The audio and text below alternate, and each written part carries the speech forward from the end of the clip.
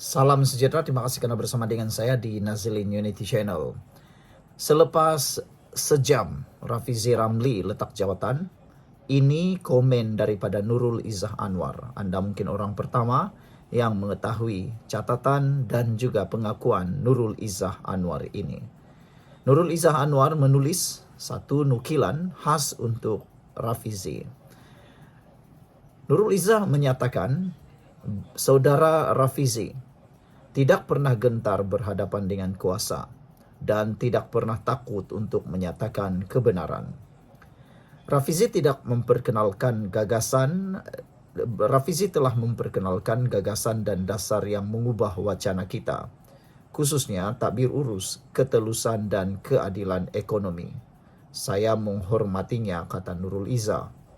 Banyak idea beliau yang tidak akan dilupakan, malah akan diteruskan, diperhalusi dan dilaksanakan. Bukan kerana ia datang daripada beliau atau saya, tetapi kerana ia adalah apa yang tepat untuk Malaysia. Pemikiran seperti saudara Rafizi akan sentiasa menjadi kekuatan, sama ada berada dalam kerajaan atau tidak.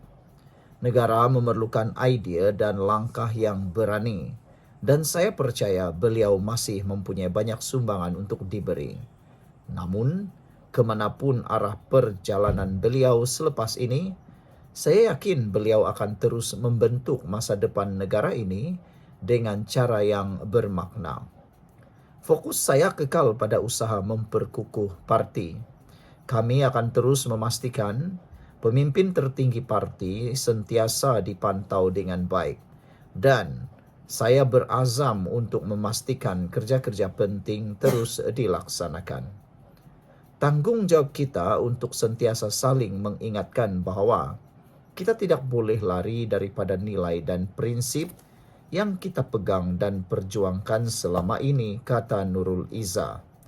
Sebagai langkah awal, fokus kami terarah kepada memperkenalkan latihan wajib, khusus kepada semua pemimpin parti di peringkat pusat, negeri dan cabang, tentang undang-undang berkaitan pengubahan wang haram amla, rasuah dan pematuhan cukai. Kerana takbir urus yang baik seharusnya dibina atas asas prinsip dan ilmu yang kokoh. Ini penting untuk mengelakkan usaha membudayakan politik wang, mengelakkan semua usaha membudayakan politik wang dan salah laku, serta memastikan semua pemimpin memenuhi dan memahami tanggungjawab dan memelihara integriti mereka. Kita seharusnya menjadi contoh kepada perubahan yang ingin kita lihat dalam diri orang lain. Itu dia respon dan nukilan Nurul Izzah Anwar kepada Rafizi Ramli. Sesungguhnya nukilan ini cukup bermakna kepada Rafizi Ramli.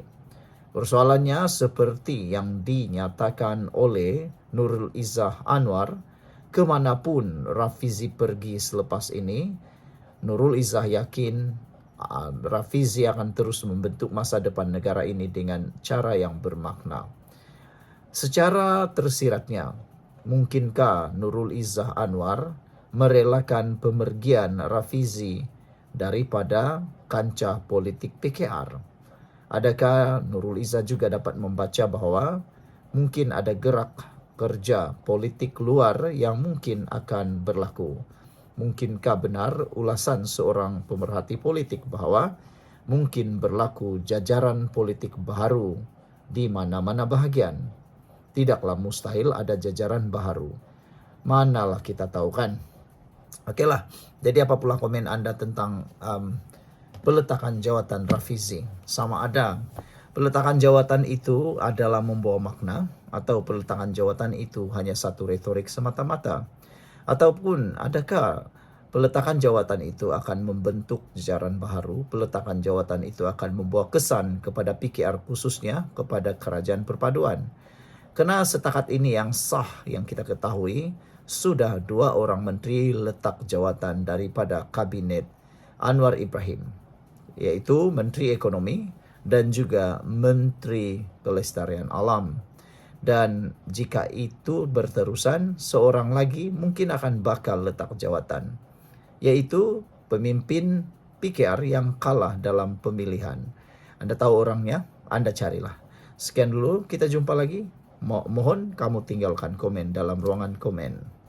Salam sejahtera, terima kasih karena bersama dengan saya di Nazilin Unity Channel. Kali ini satu lagi dugaan besar kepada PKR.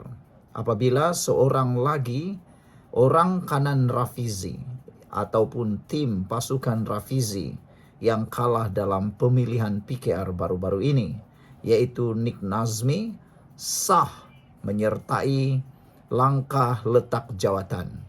Petang tadi, Rafizi memulakan langkah letak jawatan. Kali ini, Nick Nazmi pula menyusul letak jawatan sebagai Menteri Sumber Asli dan Kelestarian Alam. Beliau telah mengikuti langkah Rafizi dan meletakkan jawatannya berkuat kuasa 4 Julai ini. Sekarang ini satu tanda pagar tular di media sosial, yaitu langkah letak jawatan. Tanda pagar yang kedua yang tular ialah PKR berpecah. Adakah itu benar-benar berlaku? Langkah letak jawatan lalu berlakunya perpecahan dalam parti PKR.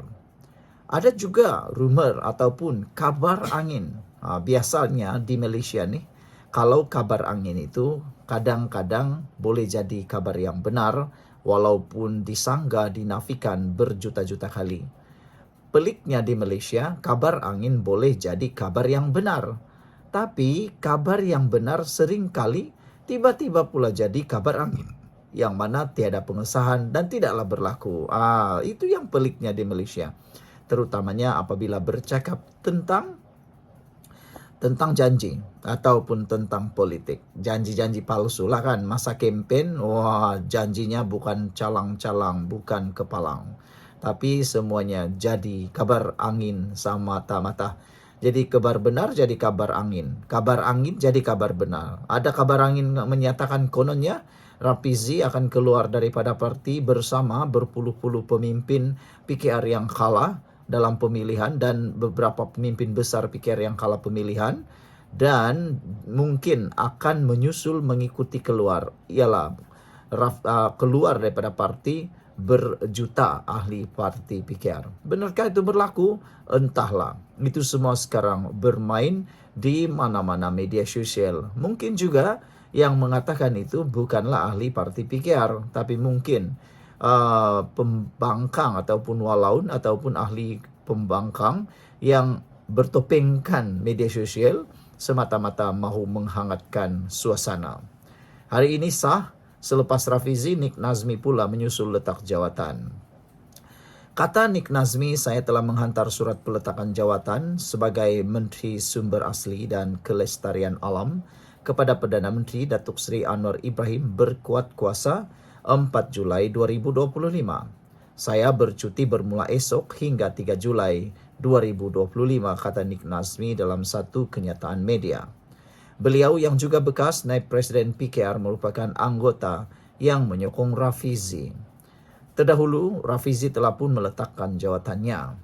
Nick Nazmi gagal mempertahankan kedudukan sebagai Ketua Cabang Setia Wangsa dan jawatan naib Presiden di peringkat pusat. Justru itu, beliau meletakkan jawatan. Namun begitu, kata Nick Nazmi, beliau sedar bahawa kedudukan beliau ketika itu sebagai naib Presiden Keadilan merupakan antara pertimbangan utama dalam pelantikan beliau ke kabinet. Kata beliau, mendangkan saya tidak berjaya mempertahankan jawatan tersebut dalam pemilihan parti baru-baru ini, saya telah membuat keputusan untuk meletakkan jawatan sebagai menteri. Nick Nazmi turut menyatakan kejayaan yang telah dicapai semasa mengetuai kementeriannya.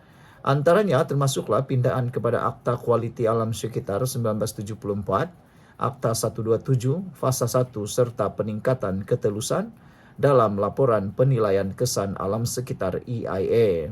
Malaysia juga menjadi antara negara terawal yang mengemukakan National Biodiversity Strategies and Action Plan bagi membendung kemusnahan alam semula jadi.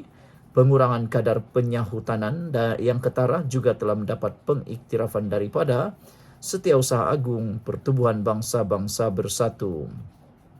Hanya dalam beberapa minggu selepas dilantik, kami berjaya melaksanakan penyasaran semula subsidi elektrik di bawah mekanisme ICPT di Semenanjung Malaysia.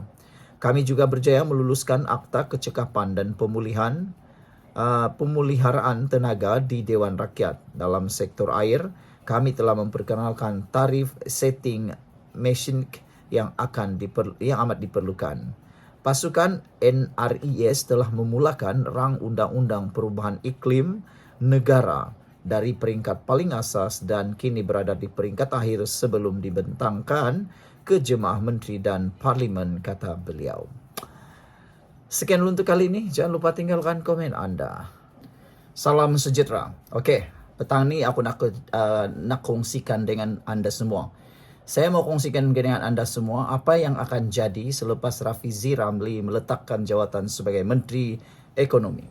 Ikuti terus siaran ini sebab yang saya akan hurai dan saya akan ulas ialah kemungkinan-kemungkinan yang akan berlaku kepada Rafizi Ramli. Okeylah, tak nak panjang sangat, nak hurai sini sana.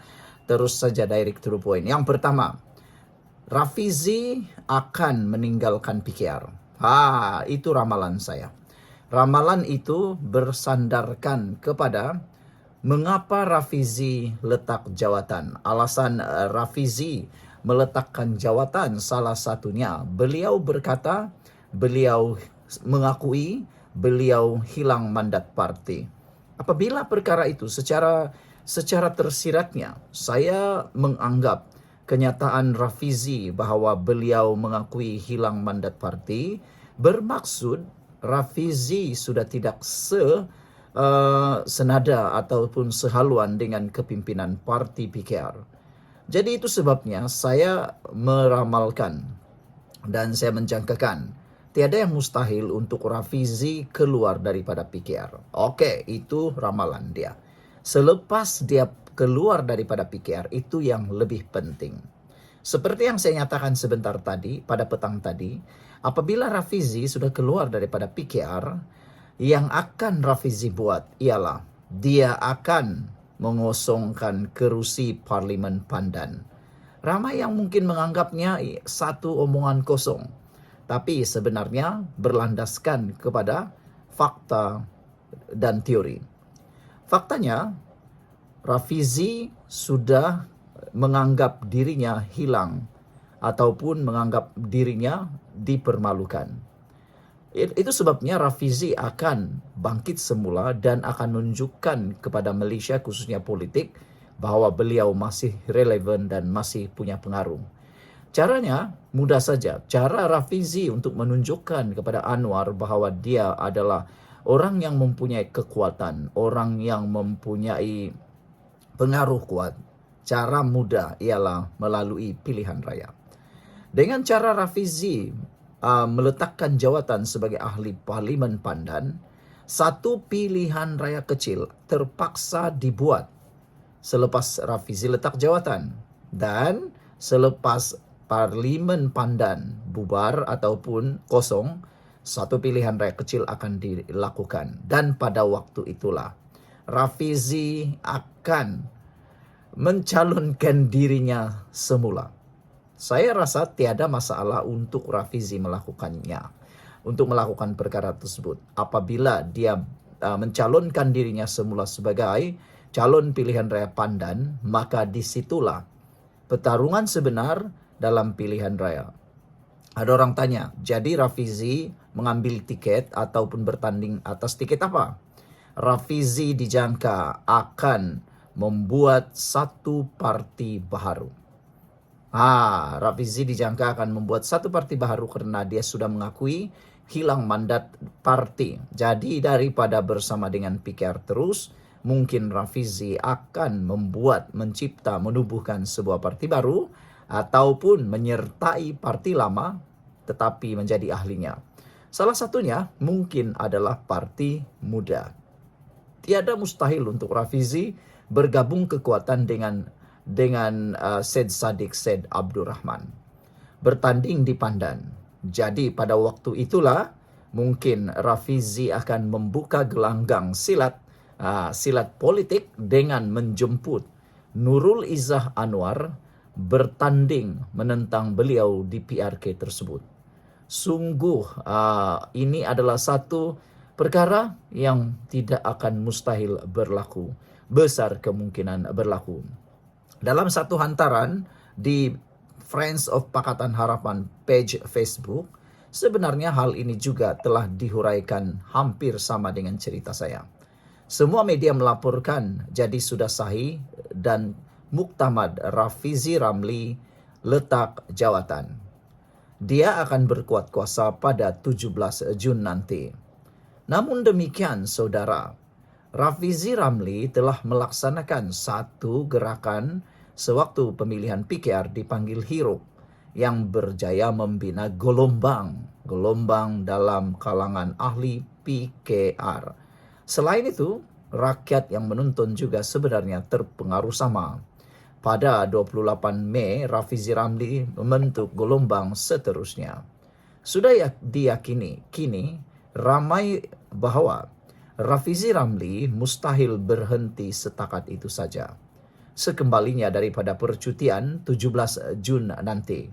Karena peletakan jawatan Rafizi hanya berkuat kuasa 17 Jun dan bermula hari ini sehingga 17 Jun beliau akan bercuti. Sekembalinya daripada percutian pada 17 Jun nanti, Rafizi Ramli dijangka besar kemungkinan mencipta tsunami di Pandan dengan menyerah balik keahlian kepada parti. Menyerah balik keahlian kepada parti bermaksud beliau akan meletakkan jawatan sebagai ahli parti atau keluar daripada parti. Selepas itu dijangka juga diramalkan kemungkinan Rafizi akan mengosongkan kerusi Pandan. Lalu yang ketiga, satu PRK uji ketahanan PKR menuju PRU 16 akan dibuat. Jadi siapa yang akan bertanding seterusnya? Of course lah, ramai yang akan mengharapkan penubuhan satu parti baru yang akan mendukung reformasi 2.0 setelah reformasi 1.0 dikatakan telah pun dimatikan oleh Anwar Ibrahim.